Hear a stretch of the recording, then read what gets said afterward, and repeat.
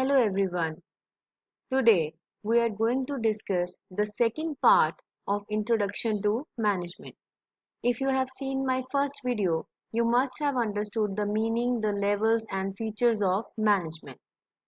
In this presentation, we are going to discuss the management styles that are being used in India, the importance of management, meaning of administration, and scope of management. So let's start. The very first thing which we are going to discuss in this presentation is management in India. In India, there are different styles which are prevalent. I have discussed three styles: family management, bureaucratic management, and professional management. The very first is family management. Family management means that the management and the control is in the hands of family members. The entire emphasis is on maximization of profits. The head of the family has a right to make the decisions, and entire emphasis is on the value system which is in the family that is imposed in the business. Second is bureaucratic management. Bureaucratic management means that public sector, how it is managing the business. It is generally managed by the civil servants who are transferred by government departments. The concentration is on file work and the changes are comparatively slow. The bureaucrats are not professionally trained managers and are often transferred on different jobs. The third one is professional management. Professional management came into India when multinationals were allowed by the process of liberalization and privatization. In professional management, a professional person who has attained some degree or postgraduate diploma is hired by the company. He has to undergo the interview process, many tests, and only then he get a job on which he performs his duties. Moving further, now let's discuss that what are the objectives of management.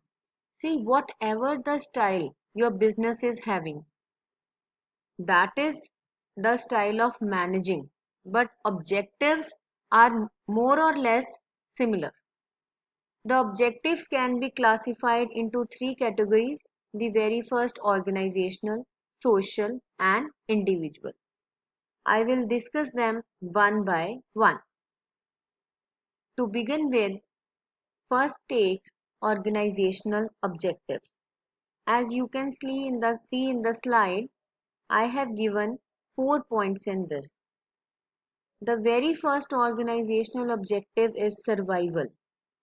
Every business wants to cover its cost and earn reasonable profit for survival.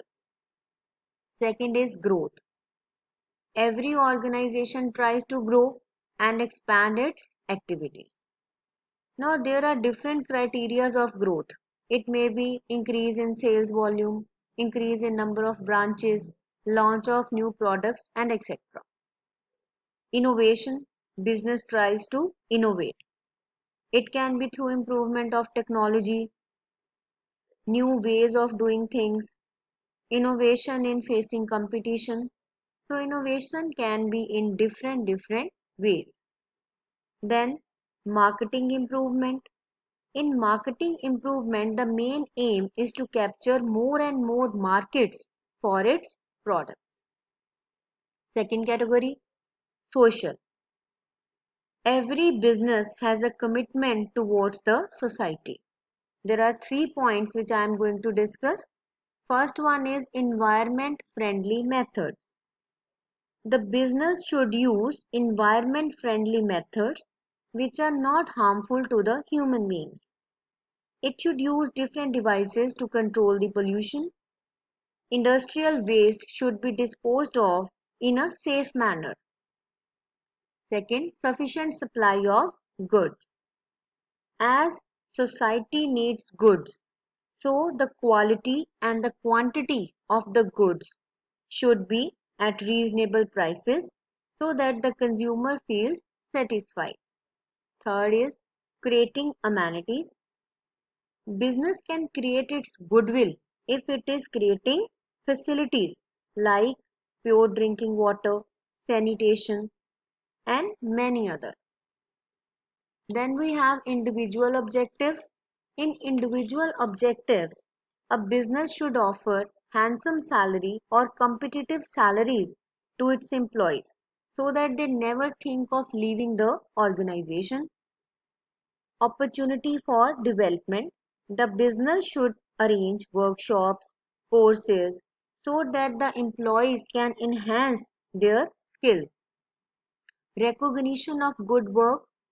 The good work can be recognized in different ways, like by offering appreciation certificates, giving financial incentives, and promotions to the deserving employees. In better working condition, the employees should be given a clean workplace with proper sanitation facilities, proper ventilation, and safety devices to avoid accidents. After understanding this much, the student must have noticed one thing, that management is very, very important. If we don't manage the things will go out of your hands and your objectives will not be achieved. So in the next slide, we will discuss that what is the importance of management. What are the different points on which the business should effectively work so that the objectives can be achieved. Here I have taken 7 points, so let's discuss them one by one. First, better utilization of resources. There are different factors of production like land, labor, capital, machinery. The business should find the ways with which these resources can be used in the best possible manner. In resources, we have human resources also. So the business should also try to motivate its employees. Second, facing problems and challenges. See, there is no business in which problems doesn't arise. So a manager should have the skills, the capabilities to manage all those problems in a logical manner. Business growth. If your business wants growth and development, there is need of management. If you need profits, you need to mobilize the resources in a good way. So the business can grow only and only if the management is done in a rational manner. Achieving of objective. Management helps in achieving of objectives. There can be financial objective, there can be human objectives, there can be social objectives like we discussed. So all those objectives can be discussed, can be achieved only if you manage the things. Increases efficiency.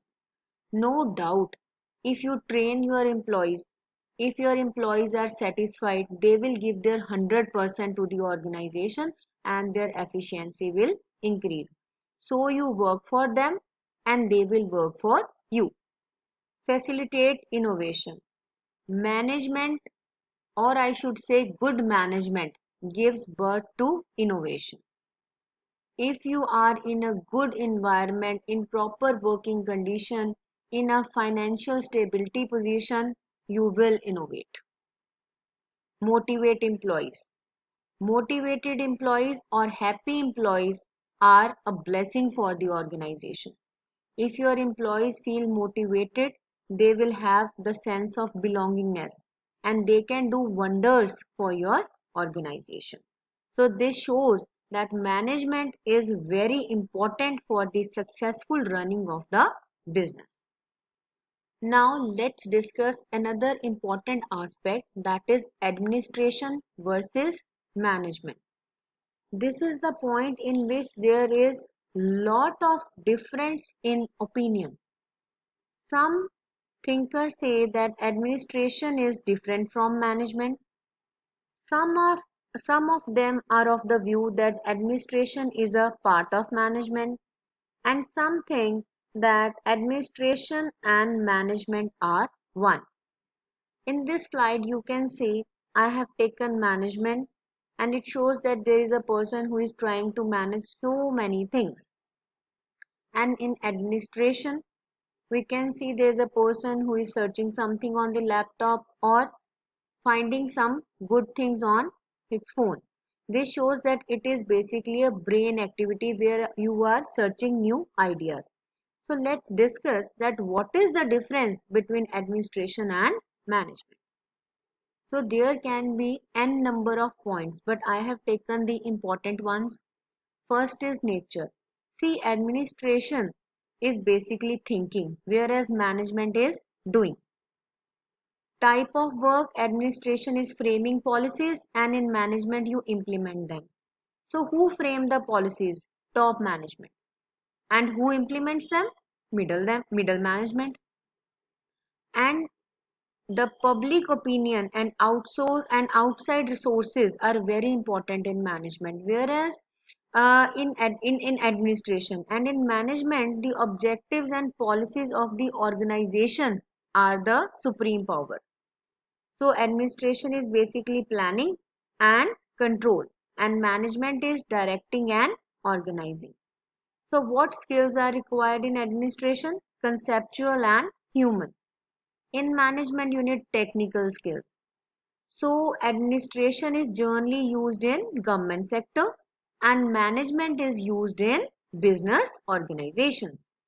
Now let's discuss scope of management. So the scope is broad: production, marketing, finance, personnel, and office. Let's discuss them one by one.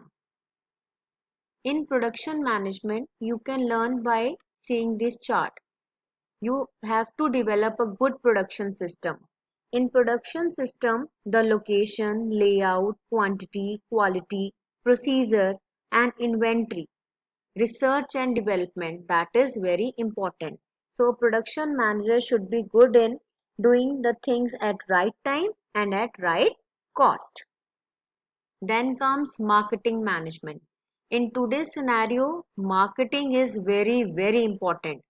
See the slide. Marketing management helps you to make a strong brand, giving 100% service to the employees or the customers, then determine the needs of the customers, selling the goods at appropriate prices, advertising and salesmanship. So the focus should be on customer. Financial management. Here comes the backbone of the business, that is financial requirements, the sources of funds, where the funds are required, how to allocate them, the liquidity position, profit planning and control. So in this, the particular source of fund and cost of fund is analyzed. Personnel management, as I have discussed in my previous video also, in personnel management the emphasis is on human resources. See the slide carefully. Performance, training, research, his skills, your leadership style, all these come under personnel management. So make your employee happy, only then he will work for you properly. The last one is office management. Here also this slide will help you to understand all the points. In office management, you have to maintain proper records, a proper effective communication system, cordial relation between all the sections of the enterprise, and then render help to all the areas of management. In office management, these are the departments which are involved, like leave, attendance, payroll, HR, and then finance, supply, inventory, fixed assets. Office management helps you to manage the proper system to run the office effectively. With this, we come to an end of this topic, and I hope that after this slide and after this presentation, or you can say video, you are well familiar with introduction to the management. In my coming videos, I will discuss the function of management and other points. Thank you everyone.